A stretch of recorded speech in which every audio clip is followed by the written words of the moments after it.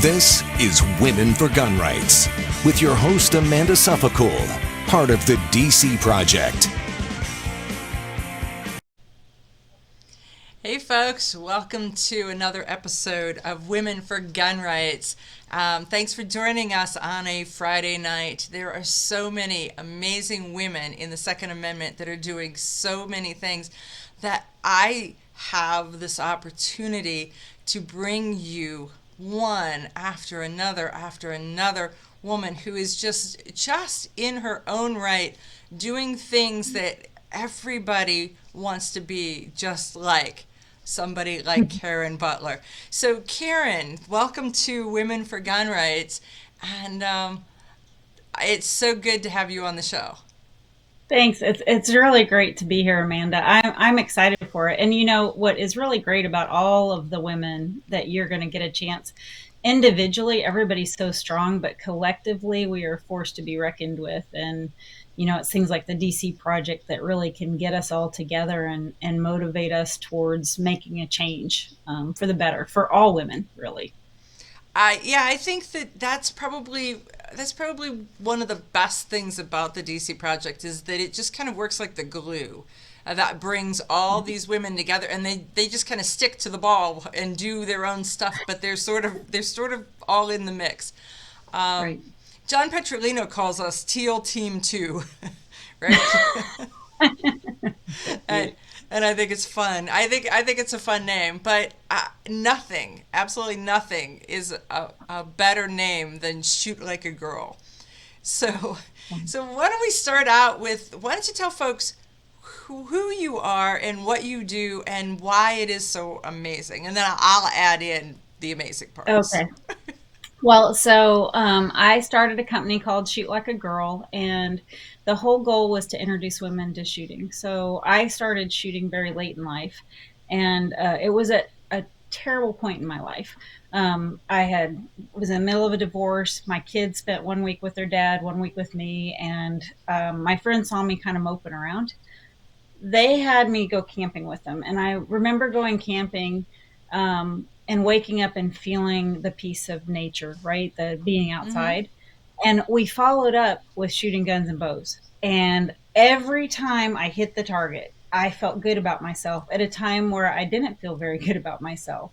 And so it was just kind of an eye opener to say, okay, this is a great feeling. And so I wanted to take that feeling to women because I felt like if everybody had a chance to try it, they'd love it just like I did. And Mm-hmm. I was right. So we've had almost 29,000 women through our program. And I have a semi tractor trailer with a mobile range and a team of amazing instructors and some great staff members that we travel around the country. We pull up in front of a Bass Pro Shops or a Cabela's or at a wildlife event like National Wild Turkey Federation or Dallas Safari Club, and we have women for free. They can come through our trailer. They can shoot a pistol, 10 rounds with a pistol, 10 rounds with a rifle. They shoot a bow. And then outside, we have this amazing gun bar where you can literally put your hands and feel all the different firearms that are out there on the market from our great corporate partner manufacturers. And so it's really it's a great thing that we do. And semi-truck's pretty cool if you haven't seen it. No, I have seen it. It is really cool. So I have so many questions. Let's start with, what Okay. year did you initiate this? When did you start? So the company was founded in 2008. So we're quite a bit old. But I had the idea ever since I took that first shot. So for a Mm-hmm. long time, and I remarried, and I was super lucky. So my husband's a Marine, and he had deployed. And when they came back, they go through all this training. And at the time when I started the company, there was a loan called the Patriot Express loan that helped veterans or their spouses start a business. And my husband's like, "You've got to do it. You've had this idea. Just go for it." And with Mm-hmm. his support, I was able to start it. Oh, well, And it that was is. pretty funny because I thought we're an event marketer. I mean, and at the Yeah. end of the day, because people always want to know, how do you make your money? Well, we're an event marketer, and we are a for-profit business with a nonprofit mission, kind of like Bombas Socks. Mm-hmm. But what we what we do is we market products for our manufacturers. And when I first started, the bow manufacturers were like, because we started our first 4 years was archery only. And they were like, no, Karen, we're not going to pay you to do that. I was like, well, you got to. And we were lucky we sold t-shirts and got to the point where we are today, which is really a well-established company that we really our motto above our door is changing lives one shot at a time, and it's really true because, as you know, as a shooter, and hopefully your listeners know, that feeling of inner self-worth when you aim at a target and hit it, it really transcends to every part of your life. And that's what Shoot Like a Girl is all about, is changing those lives and empowering those women with that confidence that if they chose to, they could participate in shooting sports and enjoy it. Yeah. See, I equate shooting to kind of like a video game or a virtual reality game, but you're in the moment and you're there, and it is contest against yourself to how am I doing today? How did I do yesterday? Where am I? What am I accomplishing? And what do I have to do to get better? That's and I just think it is so relaxing to challenge yourself and then accomplish whatever that is, and then step up. What do I have to do more to do it different and better, and expand and go from there? Yeah, correct. I mean, it's all about that inner confidence that you have. Mm-hmm. And for us, we're really trying to get that new shooter, although we have experienced ladies that come through too, but that new shooter that's just entering the market. And honestly, we've seen more men over the last 3 years come in, and much older couples coming in together to Mm-hmm. purchase a firearm for the first time and just wanting information. And when they come in, it's pretty incredible to watch that transformation of being scared of something because of the persona or the perception that they have, to having that confidence by understanding those safety rules, understanding what it takes to be a safe, responsible gun owner. And then you see this transformation of like, why haven't I done this a long time? It's great. Right, and you can see the light in their eyes change, and then they're like, "Oh, I got this." Right, Yeah. whatever that is. We do a program here that is just women. We call it Women's Day on the Range, and I invite the gals to bring their personal guns to the range, and we just do this thing where we start at the very beginning. This is a bullet, and here's how it works. Clear up, so everybody is wherever they are in their journey, they can kind of join in wherever they are. And I had a gal come in, and she showed up to the class, and she's like, my husband wanted me to come to this, and she says, and he bought me a shotgun.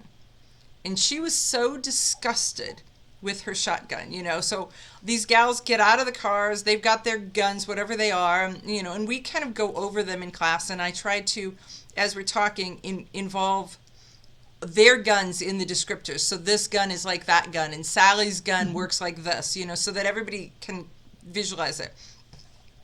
Well, so this gal worked through the whole thing, and it started with, we're going to shoot 22s, we're going to shoot revolvers, and then semi-autos, and then rifles, and then we get to where we shot 20 gauge shotguns.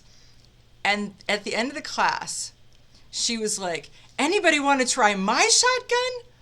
And it was the awakening moment for me. I mean, because you took somebody who was this was not her thing, to, wow, this is a really cool gift that I got. I just didn't know how cool it was. And it just makes everything so worthwhile. Right. And it's amazing. So we have all those good intentioned loved ones that go out and buy firearms for people, but then they don't get the training, or they don't Mm-hmm. teach the proper technique. Or we teach it. I mean, it's not a new way. It's a Diane Danielson way. That's the way I call it. But there's a different way to rack a slide, Mm-hmm. right, or to release a slide. And we teach that way. And it's amazing, these ladies that think that they could never release a slide, and suddenly they're able to release the slide. And it's just a technique. And Mm-hmm. it's it's not that. And then the other thing is that there's a lot of fear, and right or wrong, we embrace that fear. So Mm-hmm. I tell those new shooters that I'm kind of glad that they have some fear. Some Mm-hmm. fear is good because it's going to help you be more safe, and I embrace it. And their loved ones are like, I've been telling her not to be scared. And I said, but what that really is doing is telling her that her feelings aren't rational. And so I think it's okay to say, all right, your feelings are rational. It's fine. It's okay to be scared. Let's conquer that Mm-hmm. fear, and let's understand what we have to do to be safe, and move on. And I think honestly that's what we need to do as an industry, is really go out there and promote that firearm safety message, and take the taboo away from firearms being this bad thing, and turn it into, okay, firearms are really actually a lot of fun, a lot of recreational sport, great to defend yourself, god forbid you ever have to. Mm-hmm. But all of that takes practice.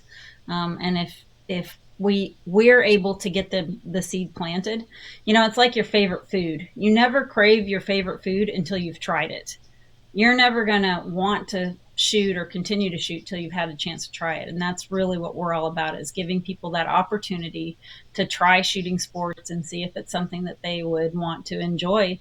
And I mean, 76% out of the time we're creating new gun owners. And so of those 29,000 people, we survey them. I'm like a data geek. And so we survey all of them, Uh-huh. and 76% of them consistently commit to buying a firearm, one or more firearms. Because we really are telling people, if you're buying a gun for personal defense, you need to also go out and either buy like an Umarex air gun or a 22 that's similar to your model of firearm that you're buying, and practice, so that you're prepared, god forbid you ever have to use your gun in self-defense. And so it's just so much fun what I we do. Like, yeah. I have the best job in the world. I really do. Isn't I think that that's so great because you get an opportunity to watch these new people say, "Let me try this," and then when you, it's kind of like teaching a toddler to walk. When they take their first steps, you're like so proud, and so when a new shooter's like, "Here, watch this," you're just so proud, and so it is amazing. And you touched on something where it's like the significant other does either buys you a gun or tries to teach you or whatever. And I think that one of the things that Shoot Like a Girl offers is the fact that women, imagine, are a little different than men. And so they may not do things exactly the same way. And strength and upper body strength is one of the big things. You want to touch on that a little bit? Yeah, so it's all about technique, even applied to archery. I know we'll stay focused on firearms, but even applied to archery, it's all about technique of able to do a task. And you're capable of doing tasks. Most of the time, what I find for women is the biggest inhibitor is this right here, because in our mind we've been told we can't do it, we've told ourselves we can't do it, and we have to overcome can't. And the only way to overcome can't is by doing it. Mm-hmm. And so we really focus on a lot of techniques that help ladies approach that. We just recently did a live fire event for Toyota, which was fun. That's kind of outside of our ballywick, but we Yeah. we started that with through our partnership with Bass Pro Shops. And when we introduced these ladies to shotgun shooting, you talked about the shotgun. I mean, it's real important you don't pull your head off that gun. You hear about people getting hit by the gun. Well, it's because you moved your head away because you were scared, and actually that made it worse. And so, just really explaining to people how they can get hurt and how they don't get hurt. And of course, always focused on safety. So we must say the safety rules 1,000 times. And now, Amanda, one of the things that we started during COVID, because we see so many more families coming to the Mm-hmm. trailer, Mm-hmm. we've started this child safety conversation. And so we talk to children about firearm safety and what would they do, not if they were in their own home, because most kids of gun owners will tell you they're not going to touch their parents' gun. They're not going to let their friends touch their parents' gun. Not that that couldn't happen. It's why we have to safely store our guns. But if you take them out of that situation and put those kids in their friend's house, and their Mm-hmm. friend's mom got a gun, and their friend's mom wants to show their friend wants to show it to you, what do you do? It's amazing to watch them not have a clue what to do outside of their own home. Mm-hmm. And so we've really been focused on that child safety message, and really promoting kind of the NSSF's child safe program. Oh, well, that makes so much sense, because they are so dear to us, and our job is to protect them. And part of protecting them is education. It's not just that you can't always stand in front of them and put them in a bubble. You have to teach them right from wrong, teach them that even if they see the keys to the Ford Explorer laying on the table, they can't drive, right? I mean, Right. those are the Yeah. things that we need to teach them. Yeah. And for some reason, there's a thing where we tell the kids that they're not allowed to drive. That they have to buckle up before they do this. But when it comes to guns, we're not talking about guns. We don't want them to know that they exist, and it's a big dirty secret. And that's not doing anybody any favors at all. No. No, we've had some what I would perceive to be anti-gun people come through, and they're so appreciative of that safety conversation, especially when you start talking to their children. Because even, I mean, if they don't want to enjoy shooting sports, that's okay. Hmm. That's their right. But they still need to talk to their children about firearm safety. I mean, it used to be taught in schools, in Hmm. all honesty, and we've pulled firearm safety out of our schools, and it's sad, because we really could prevent some of these unintentional discharges that are happening, neglectful discharges in some Hmm. cases that Hmm. are happening just by firearm safety, and preventing those tragedies from happening before they ever happen. And then it's, um, yeah, I won't go on that.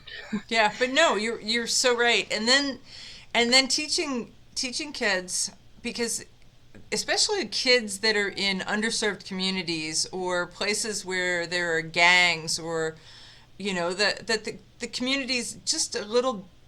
I'm very rural, so sometimes it's hard for me to visualize or imagine some of these other communities and what these kids go through. But you Right. hear the stories of, well, there was a gun and it was tossed out of a car, and then a kid picked it up, and was like, okay, Yeah. so how do you educate them on don't? What do you do? Right. Go to somebody, get help, but don't engage with it. And those And things are our responsibility, because these children are so precious, and they're so precious to right. all of us. Yeah. And you bring up, so as we travel, we get to go through a lot of communities, and we were near a very urban community. And it was amazing because some ladies came from their neighborhood that literally were learning to shoot guns in secret, and they couldn't let anyone know that they were thinking about purchasing a firearm. They'd be shunned, they'd be taboo. I mean, it it was eye opening to see what happens in some communities, and how these women are trying to, there was a spike in crime in their neighborhood. Hmm. They wanted to be able to defend their family should they need to in their own home, and it was kind of eye opening for me to watch this lady learn everything that she could learn. We helped her decide which firearm she wanted, which is great. We don't ever tell them which gun. Hmm. We ask them a lot of questions. They make up their own mind. But to see the struggle that she was going through in her own community, and the secretiveness, like sneaking out of your house, telling people you're going to the school board meeting when you're actually going to the range to take a class to learn to shoot. I mean, Right. it was just eye opening. And I really do think that the people that we've seen at the trailer, you could not stereotype them. Like, it's Hmm. not one type of people. Mm-mm. It's not one stereotype of people. It's not one race of people. It's, Mm-mm. I mean, I tell people we've had everything from nuns to hookers in that trailer, and every type of person in between that you could Hmm. think to stereotype. And there's only one common theme, and that is that they enjoy shooting once they get a chance to try it. And I just feel like, that's what Shoot Like a Girl is all about, is giving people that opportunity. And we don't care. We let anybody that wants to shoot. And like I said, we've had a lot of men shoot over the last few years, as we've seen the demographics change of the new Hmm. shooter. Oh man, this whole new shooter thing in the last couple of years, and the millions of new gun owners in Mhm. formerly non-gun owning households.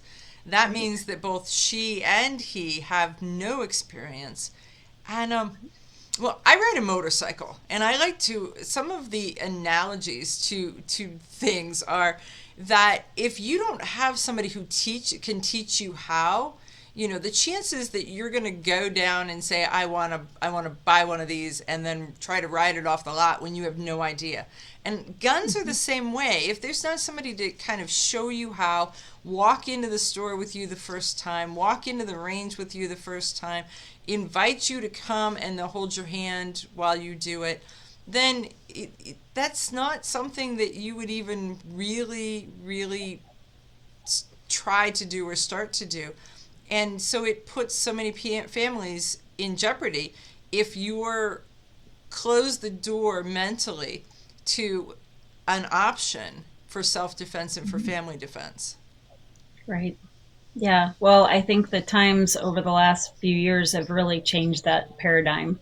And Mm-hmm. so I think it's up for experienced shooters to really share that safety message and take, like, I every time I have a chance to talk, I'm like, you should ask the person least like that you perceive would be least likely to go to the range with you if they want to go to the range with you, because odds are they now do. I mean, I'm Mm-hmm. serious, and it's like if that the person least likely wants to go. And I think it's just been an amazing transformation for a nation. It's a great thing for Second Amendment rights, Mm-hmm. because my experience in so all right, so I've almost personally interacted with these 29,000 women. Like I very this Mm-hmm. year is the first year I'm not traveling on a regular basis, and I will tell you that in my opinion, gun rights are only political to politicians.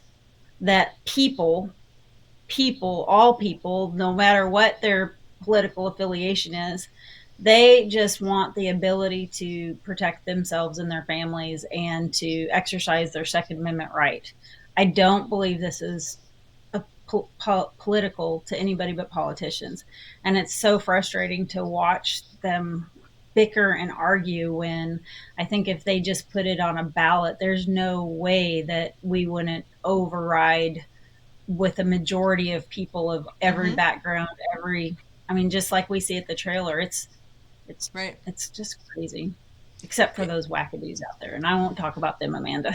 Yeah, well, there is a spot where when society spanks somebody, they should stay spanked. That is one of the battles that I think that the Second Amendment advocates have, is that, how do you say somebody's rejuvenated versus, or I don't know what the word is. It's not rejuvenated. It's something. Um, and so there is that battle, but there are some people, it is a right and you can lose it, but you shouldn't have to earn it, you know? Correct. So, Great. so, so that's that. So, okay, so let's talk a little bit about first, do you drive the semi? Are you, No. I because I was can't going to hardly say, stand to drive behind it, so I was there's going to no say, way I I'm need getting to up my game if you drive a semi. That was how that was going yeah. to go. No. No, I just pay for it. Okay. So you have, when the trailer goes out, I know, I mean, there's so many familiar faces that work with you at Shoot Like a Girl. And Mhm. Diane Danielson is one of the names you mentioned, and and I absolutely adore her. But there's so many others of the gals that you have had in your trailer or work with you. So how do you pick them? How many people are in the trailer? How many go someplace when you're going? What's it look So like? we take a team of six, in addition to our driver. And so we actually just had our first summit where we brought our instructors together. Right now we have 36 contracted instructors, I think is what we're up to. And then we have 4 employees and 3 contracted drivers. So that it's a pretty big crew, and we set our schedule, and then the ladies just bid on whether they want to attend that event or not.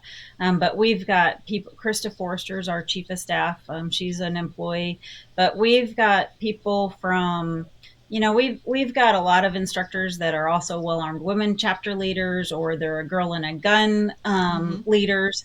And me personally, I really think that they bring such value when we meet these leaders and these volunteers. They're volunteers, like volunteers for the most part. I mean, I think a girl in a gun maybe pays some of their employees, but these ladies are doing like amazing things in their communities to give women a safe haven to go to ask questions, to get experience, to get knowledge, to learn.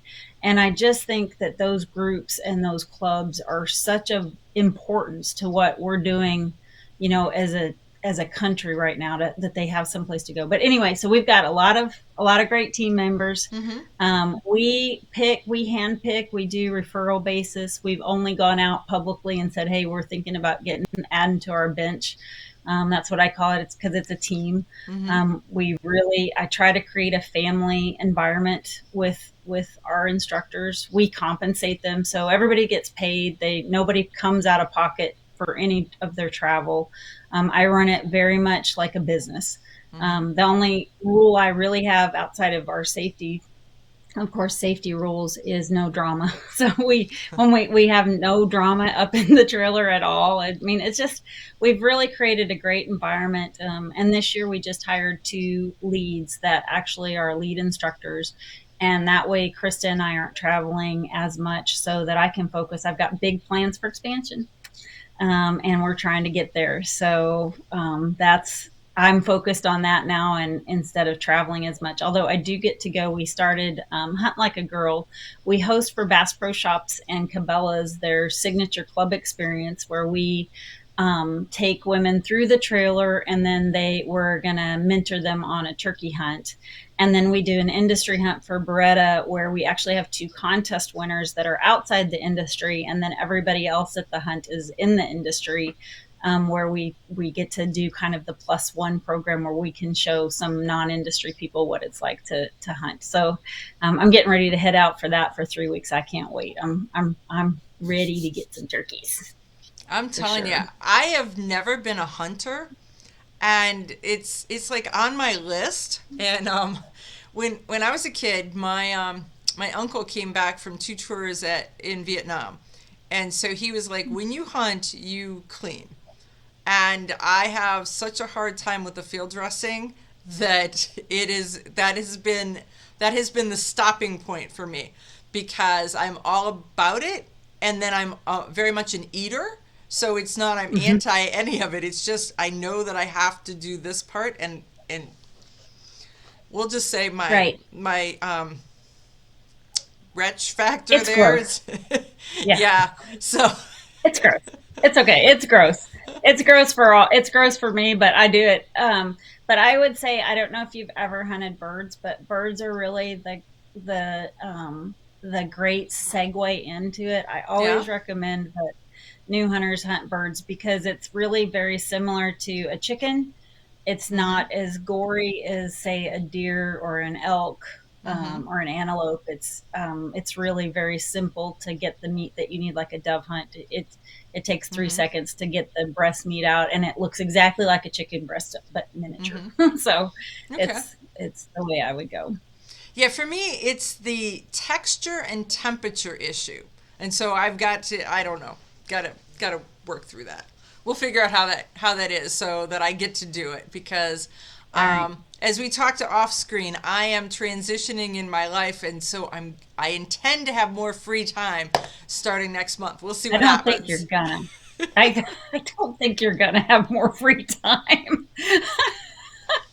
I'm amazed at all the things you do. It's incredible, the amount of interest that you have, that you devote time to, and not only that, but so well. And I don't know. I just got to do a shout out. I'm sorry, but I don't know if y'all knew. I just found out. I did not know that you were an engineer, and I have to say, as a woman, when we find women that are at the end of their career as engineers, it's really a very significant thing because, Amanda, when you started, it wasn't an easy road for you. And so, just on behalf of all young women who want to be scientists, thanks very much because that's pretty impressive. It was there were four women in my engineering college, one in each grade when I joined. So Yeah, it's I believe it. but I think it's been really good for me, and I tell people that the Second Amendment or the gun industry is sort of behind manufacturing by about 20 years when it comes to the emergence of women and how it happened and when it happened and where it happened. And so the stuff that we're seeing now, manufacturing saw in like 2002. And so hang on your hats, girls, because it's going to be amazing in the Second Amendment world because I've seen what it's done on the other curve that I've been on. So yeah. Right. Yeah, it's gonna be great. So We're you had said that you worked as a private contractor with the military. So how did that come about? Because my understanding always has been that military people can then go back and be private contractors, but how did you get in from the side kind of? So I was a civil servant. So I was Okay. a government service employee. So a civil servant, a civilian for the Army. Um, and I started that in my first marriage. I was married to a soldier, and we lived in Germany. And I was bored. My kids were in school, and so my career started out as a volunteer. I just went through the American Red Cross and said I want to go do something, and they said, well, this this office needs a secretary. Are you willing to do that? I'm like, I'm willing to do anything. Like I got to get out of my house. I can't watch soap operas all day. Like I got to do something. And so I started volunteering, and then I learned about this whole GS world. And I was very fortunate. I started out as a GS4, and I worked hard, and I retired as a GS14 after 22 and a half years of service to the Army. And it was I really would have liked to stay in my career, but the shoot like a girl grew so fast, Hmm. and really it is a full time job. Like it's more than a full time job right now. I think we're about ready to have to hire more people, but it's um, I was happy to retire and focus on shoot like a girl. But my career with the military, I was always in military personnel taking care of soldiers. And I absolutely loved that until my final job. I was the executive officer for the Chief Technology Office out of Army Material Command. And that was a great job. But I left a really good job for a promotion. And so it was kind of weird. You know how that is. You think the grass is greener, and then you're like, is this money really worth it? I was happy Right. before. I liked that. This is yeah, yeah. No. I think we've all been there where you're like, "Oh, okay. Yeah." Yeah, I, what and did I you do? and you can't back up. So you just got to go, "Okay, stand up, move on, keep going. Yeah, It'll get yeah, better, it'll get easier, it'll get more comfortable and it'll go from there." right. I'm gonna S- put your head down and get to work. So, And just do it. Yeah, exactly. So mhm. how did I mean, you, Shoot Like a Girl, you've got the connections, but you did it all by sheer grit. So how did you go from, okay, I've got this, I'm going to start here, to convincing Cabela's that they needed to know who you are, to convince the bow people that they needed to pay you for what services you were actually Yeah, providing them as a marketing arm, as an advertising arm, right? How did you how right. did you convince them of all those things? So, well, fortunately for me, it really comes back to my Army career. So, as a civilian in the Army, if you can't quantify what you've done nothing.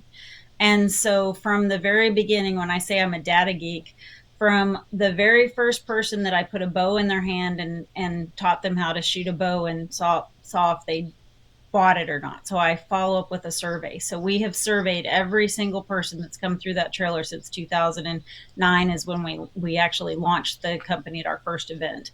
And so I just data really drives the day. So when I go sit down and talk to a potential partner, or I talk to our partners, we're giving them the feel good stories, which are honestly, that's why I do it. I mean, that is why I do it. But we also give them the data. And so we can tell them how many people actually purchased a gun, purchased a bow, purchased Magpul accessories, purchased Danner boots, like whatever that partner is of ours. We follow up with our patrons, I guess, so to speak, our guests, and make sure that they've see what they've done. And so we survey them like 3 weeks after they've come through an event, and then we survey them again between 6 months and a year later, so that we can see for those people that say they were going to buy like in 6 months. I want to see, did the pie really shift? And then we have just I'm really open kimono with our data, because our data is very statistically sound. There, it's not robots like we do. We do some market research for some companies, and we actually got hit by a bot that came in and was filling out our survey, and I was able to go in and extrapolate all those. And so I'm always a data person, but I'm also always skeptical of data, because I know how hard it is to sanitize it and make sure that it's good data. But I guess it's kind of the boring answer, but really it's No, hard it's work, not. persistence, Yeah. and data. And data. So you can support. So this is where the rubber hits the road, and you can support it. And so it's not just fairy tales and dreams and wishes and anecdotal. It is, there's data driven behind that. So the feel good anecdotal story gets you in the door, and the data supports it. Yeah, right. That Yeah. makes I that mean, makes it's been pretty amazing to see the impact that Shoot Like a Girl has made. And that's not to say that Shoot Like a Girl and other things haven't made that impact. You know, I'm not saying that we've singularly done this, but we have made a huge impact. And the ladies on the team, they really have done it. We have, as you said before, the instructors that we have are so phenomenal. They're so caring. They're so good. I mean, honestly, they are really technically proficient instructors as well, and it's just amazing to watch as they make a difference in these ladies' lives and these families' lives. I mean, it's really more than women now. It's so much families, and I'm thrilled to be a part of it and have started it, and can't wait for the next phase. Like, I'm excited for our expansion as we go. Hopefully we get there. so when you get Gas prices might hold me back a little. so when you get to the expansion, I want you to come back and tell us all about it. So we'll Oh, we'll I we'll would be happy to. we'll honor whatever the big secret is, but we're like, oh, it's wrapped like Christmas, and we're just sitting there Well, looking at the tree, right? yeah, well, that's how I feel as well. So, but and if Shell or any of your anybody in the oil industry, Shoot Like Girls, looking for a gas partner, pilot. We want So that, right? we've seen our just in the last month, we've seen our travel. So when we travel, the driver drives in, the team, so 6 people fly in. So we pay for their flights, we pay for their hotel, we pay for their meals. And just in the last month, and I'm not complaining because we're fine, but just in the last month, we've seen our flight prices, go up by a third. Or, of course, everybody's feeling the pain of gas, but I'm telling you, Right. diesel, when you're buying 200 gallons a time of diesel gas, that extra dollars start to add up. So, Right. yeah, Yeah. Yeah. So but it's fun. I've been watching airline prices, and they are so out there, but everybody Mhm. needs to expect that, because, as you said about my engineering job, I'm an engineer in an aerospace company. So one of the things that happened with COVID was the fact that people quit flying, and so companies stopped building the parts because the airplanes didn't need those parts, that kind of thing. Well, when everybody started to pick back up, now everybody's got to ramp up. So so now they can't get the parts, they can't get the pilots, they can't get the stewardesses and the flight crews, and so it's going to be a supply and demand issue that we're going to see reverberate through the industry Yeah. for quite a while. Yeah. I'm sure. I will tell you though, because we did keep traveling. So as soon as President Trump opened the United States back up, we traveled. Our first show was June 20. So we stopped literally just for 3 months from March to June.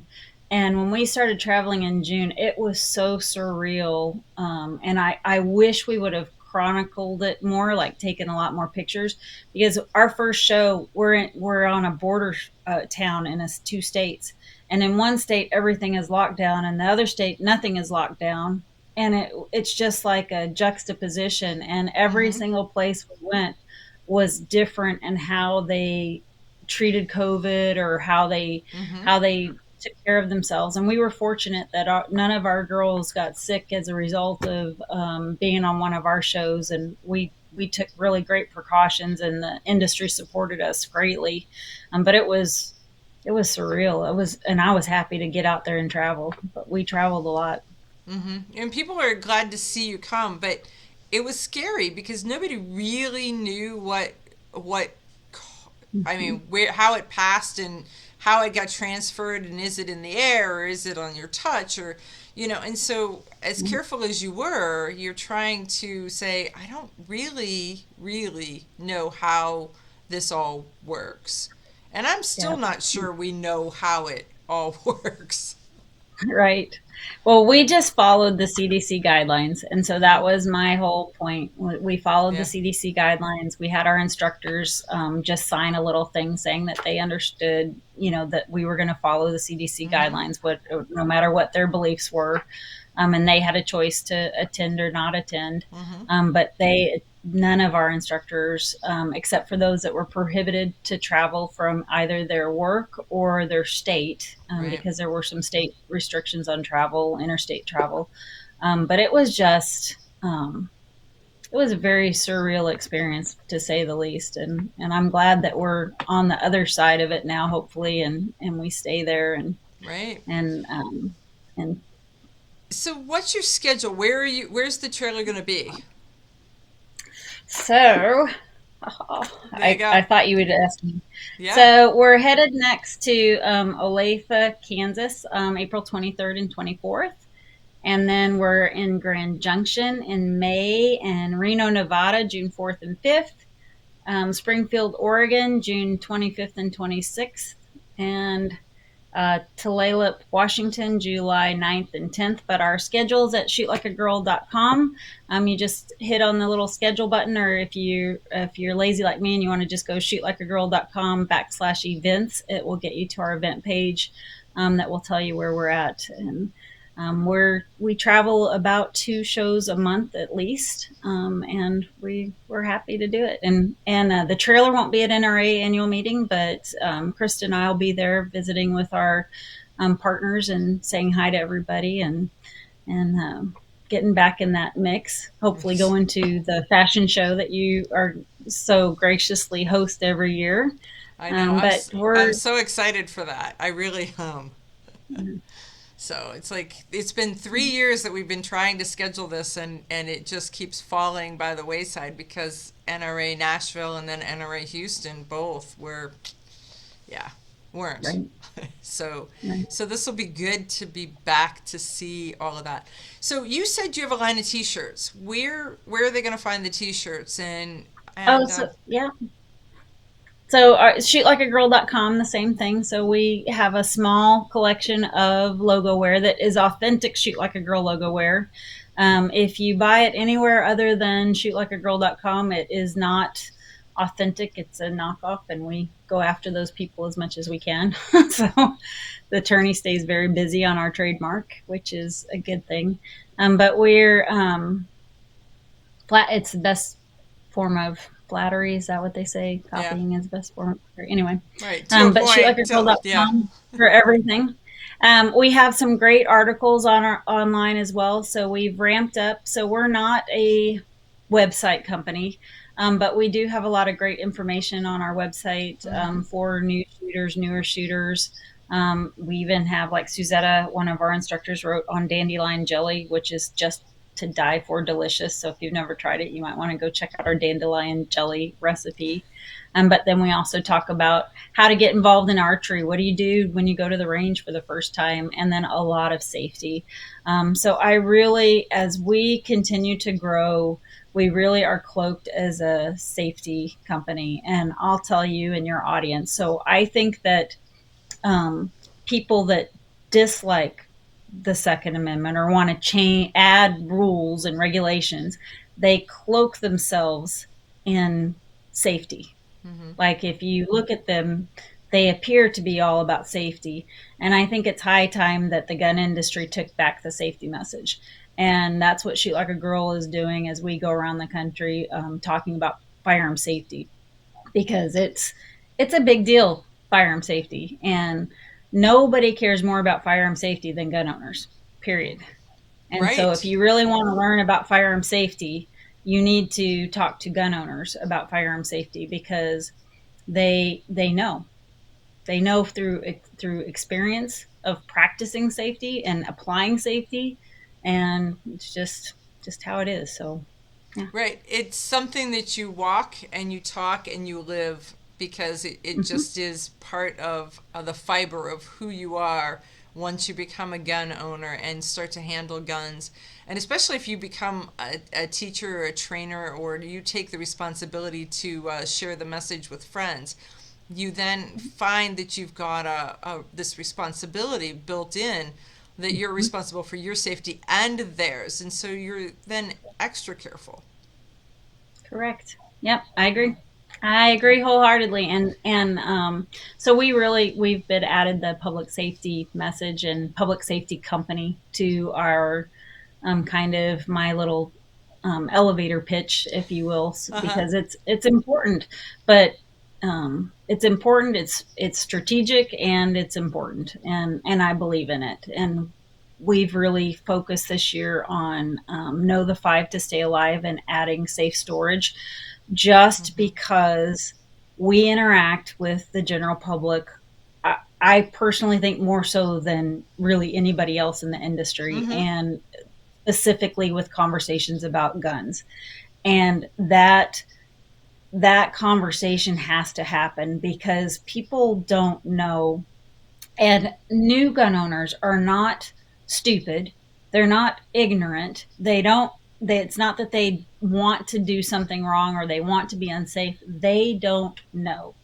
They Mm-hmm. just don't know. And it's really up to us to share that message with them and tell them what that means. What does it mean when to safely store my gun when it's not in use? Right? You need to understand that you have a contractor in your house and your gun's on your nightstand. It's not in use at that point. It's vulnerable to that contractor walking out of your bathroom into your bedroom and seeing your gun. So you have to store it, or you can't, just even in carry of a firearm. You can't carry your firearm in any old handbag. You really need a bag that has a dedicated pocket for the gun, with a holster that protects the trigger, all of those kind of things. So you and I could have this conversation, and your audience is probably gun owners. They understand that, but Mm-hmm. the general public, they just don't know. And they They, don't know until we tell them, and we educate them and inform them and give them enough information. They're grown adults. They are not babies. They just need the information so that they can make educated decisions, and that's what we're trying to do at Shoot Like a Girl. that makes so much sense, because the issue is we say the words, they just don't know what the words mean. And so we're speaking to them like we're speaking to them in German or Spanish or some other language that they don't know. And maybe they'll pick up a word here or there, but on the whole, you've got to interpret what that really means. Each piece of Right. that, what that really means. I mean, same as when you're trying to teach someone how to shoot. How do you look down the sights? How do you squeeze the trigger, not pull the trigger? How do you, all of those kinds of things? Because somebody says you just pull the trigger. Well, not really. Your shot will go left, but okay. A little low, a little left, right? Yeah. All of Right. that. Or Yeah. or the ever so classic, all you really need is a revolver. And then these little old, and I'm old too, but older than me ladies that come in and they've been given a 38 revolver hammerless, and they've never Mm-hmm. shot it, and they expect it to be for their personal defense, and Mm-hmm. and they can't pull the trigger back because it's hammerless, and it's Mm-hmm. just Right. They can't, teaching them, yeah, right? they can't operate it, and they really can't. I had a gal come into my class and she says, I'm here to celebrate the 39th anniversary of my 30th birthday. And so she was 69 years old and she came to take a gun class because she needed to take a gun class. And I thought that was the best way to celebrate her 39th anniversary. But she was never Yes, getting any older. right. I love that. Well, it's not it's true though. There we have seen such an increase in age at the trailer. Mm-hmm. It's kind of evened out. So we asked those questions. So there was a spike for in the start of 21. There was a huge spike of really 60 to 69-year olds that were actually purchasing guns for the first time. A huge spike, and they just needed that information to understand, and they have different challenges. They have some have arthritis, some are perfectly physically not Mm-hmm. non-impaired by their age, but some had arthritis or things to consider, and how do they become a safe gun owner and a responsible gun owner with those limitations. And luckily there's so many tools for them. I Mm-hmm. mean, a lot of it is loading a magazine. Well, that's pretty easy. You just use the autoloader, right? Mm-hmm. You can find ways around that. So anyway, it's all fun. No, and it Teaching the makes so much so you can show them which tools will help them as opposed to here's a gun, it's in the box, and here's some bullets. Um, because the other thing is you need to know what kind of bullets your gun takes. And I know it sounds crazy, but we owned a gun shop for a while, and we'd have people come in and say, "I need the yellow and green box of bullets." Okay, well, Yeah, show me your gun, and let's walk through this, and let me cause you to walk out with a better understanding of exactly what your gun right. takes, right? And we don't make it easy though. 9 millimeter Luger, 9 millimeter Parabellum, 9 millimeter. It's like Right. what There's all these names, and some of them aren't the same. Right. Yeah. Yeah. It's well, that's one thing we get to do is talk about ammunition at the trailer as well. So Federal has given us their um, those acrylic little descriptors that show the Uh huh. difference of the ammunition or what the components of the ammunition look like. Right. And so we're very fortunate to kind of have some of those conversations, and then we have snap caps on the trailer that we can actually walk them through. This is how you would load this firearm. This is what happens. And my favorite thing in the world to do with young children, and if y'all ever can do this, take snap caps, put at least three. It has to be at least three in the magazine, and explain to the child, okay, we always treat a gun like it's loaded. And I'm not talking like little babies. I'm talking, Mm-hmm. Yeah. kids that would be old enough to shoot. And then we literally, okay, if I were to shoot this and I eject one round, now I drop the magazine and the slide's closed and I have the magazine here. Is the gun loaded or unloaded? And watch them like it's loaded, it's unloaded, it's loaded, it's unloaded. And watch that conversation, and then show them when you open that slide up that round was chambered, because it's a really dramatic impact to say, okay, this is why you treat a gun always like it's loaded, because until you visually inspect that chamber, you do not know. And Right. it's always fun. So fun. Yeah. Yeah. And you don't want to I love my trust. job. I could see why. Absolutely. When you're sharing, you have something that you love to do, and you're sharing it with others so that they too can love it. It doesn't get any better than that. Really So, doesn't. no. So, what last little thing do you want to leave our audience with about Shoot Like a Girl and about Karen Well, Butler? Oh my gosh. Well, I'm just a girl who has a great support structure and was able to have a good idea and have a great team that helped me see that idea through to the end. I think my philosophy is that there's no challenges or just opportunities for solutions. And that if you have a refuse to fail attitude, you really can't accomplish anything. And that individually people are strong, but collectively we're much stronger together. And I think that that's really why I try to build a good team and have great people that help us as we travel down the road. And if you come to Shoot Like a Girl event, what you're going to find, whether I'm there or I'm not there, Krista's there, she's not there, any one of our team members is going to give you an experience that is going to be memorable for you enough that impacts your life and hopefully changes your life one shot at a time. So come out to Shoot Like a Girl events and give it a try. Oh, that's amazing. So, folks, check out the website, Shoot Like a Girl. See if they're coming to a neighborhood near you, or you've got a car, and right now you can afford gas. Drive to where they are. If I can afford that, if I can afford my 4 miles a gallon in the semi truck, you guys can afford to come on out. So Yep. Find them and go to it. It's because it's amazing. It's a great experience. Thank you, Amanda. And if I could just ask, if you don't follow us on Instagram, would you please go follow us on Instagram? We're stuck in an algorithm and we will win.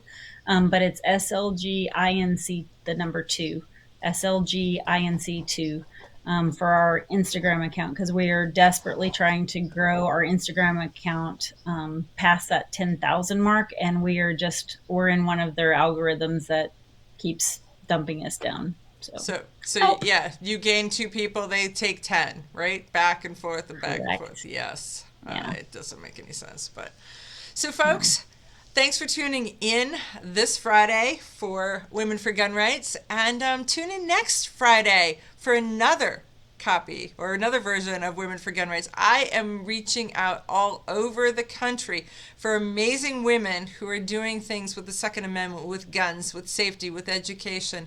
And you're going to want to know who they are. So check us out. We'll be back next week. Karen Butler, thank you very much. Folks, shootlikeagirl.com. Thanks, Amanda. You're welcome. Okay. Bye-bye. This is Women for Gun Rights with your host, Amanda Suffecool, part of the DC Project.